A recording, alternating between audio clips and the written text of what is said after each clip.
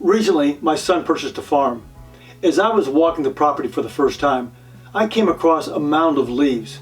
Now, after closer look, I realized those leaves were actually like a short row of grapevines, vines that, from what I could tell, had not been tended to for several years. So I explored the surrounding area. Now, wading through all the leaves and vines, I found that there were grapes growing on the ground as far away as 6 to 10 feet from the trunks. As I looked at all the grapes, I realized that many were low quality. A lot of grapes, but not true quality or abundance. What do I mean? Well, that's what we're going to talk about in this video. Abundance, what it is, and how to actually have it.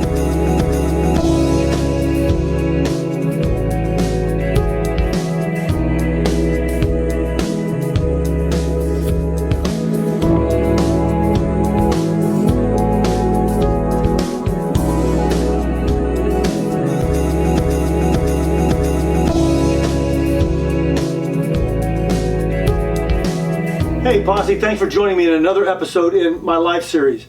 In this episode, we're talking about abundant living, not only as it pertains to grapevines, but also as it relates to our individual lives. So back to my son's farm. Now, when I say this is a farm, it's not a dairy farm or a farm that produces crops. Really, it's a beautiful piece of property with 60 acres of land and, as much as anything else, potential. So from his house, we drove 2 hours to the farm and had gotten there late in the afternoon. After we got settled in, we took a quick walkabout.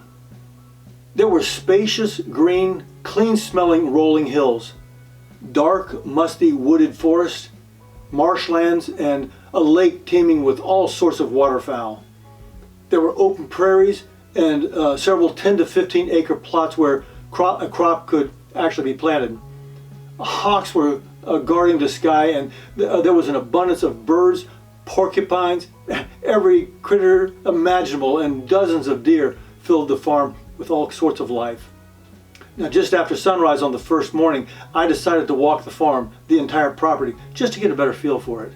I love doing that, looking at a particular place, whether it's a farm, an office complex, a retail building, or a manufacturing facility, and envisioning the potential.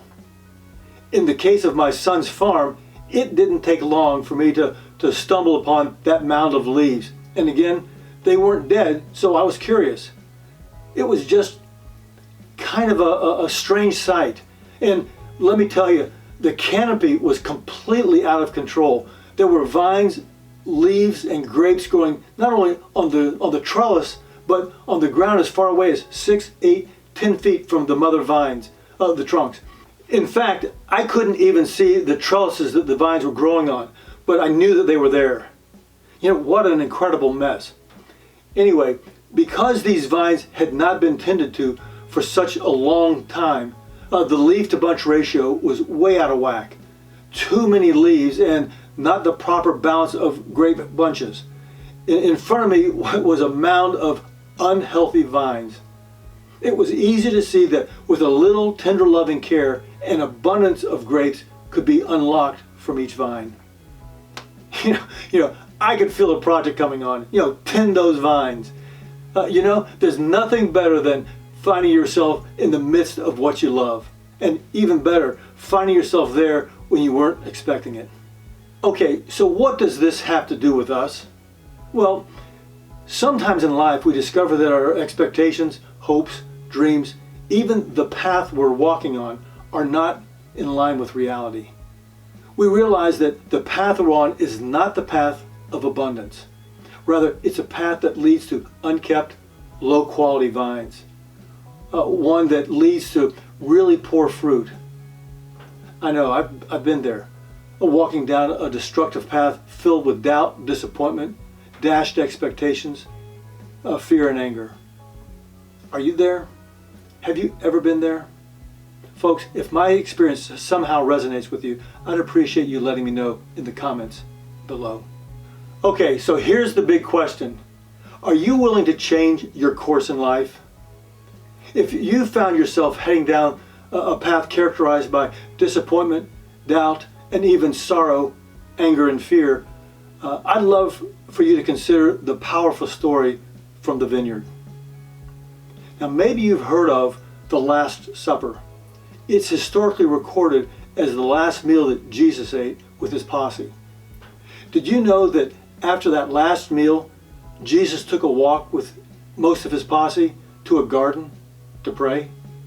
On the way to the garden, he stopped in a vineyard. Of all the things he could talk about that night, knowing that it was his final night before being arrested and executed, Jesus took a grapevine branch and talked about a grapevine, pruning it, and producing a bunch of fruit and abundance. Go figure that.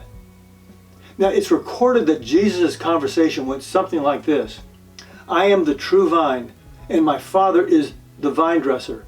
Every branch in me that does not bear fruit, he takes away. And every branch that bears fruit, he prunes, that it would bear more fruit. I am the vine, and you are the branches. If you abide in me, and I in you, you'll bear much fruit. My Father is glorified when you bear much fruit. You see, abundance is not about having more stuff, but about pruning back, eliminating distractions, and bearing much fruit. It's about real, lasting satisfaction and meaning. A peace that can be realized physically, emotionally, and spiritually. It's about changing your perspective or direction to be more aware, caring, and sensitive to the needs of others.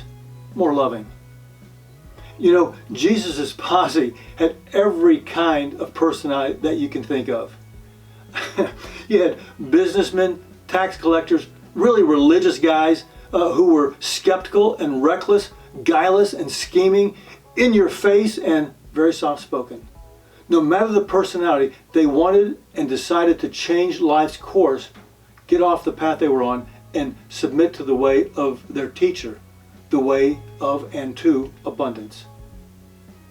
I have several questions to ask you. Is your life what you want it to be? Do you want to stay on the path you're on, or would you like that abundant life filled with freedom and joy? The reality is, like with me, we can expect it to take a little chipping off of some of the rough edges, also some additional clipping and pruning. But wow, isn't it incredible to look beyond what you see every day and capture a glimpse and a vision of your potential and your future?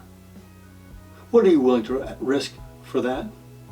What are you willing to sacrifice and prune to embrace abundance? Hey Posse, thanks so much for investing the time to watch this video. I trust it was helpful to you. If you have any questions, let me know in the comments below. And please consider hitting subscribe.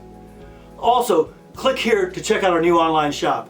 We have a great lineup of wine-related items that will help you get the most out of your wine experience.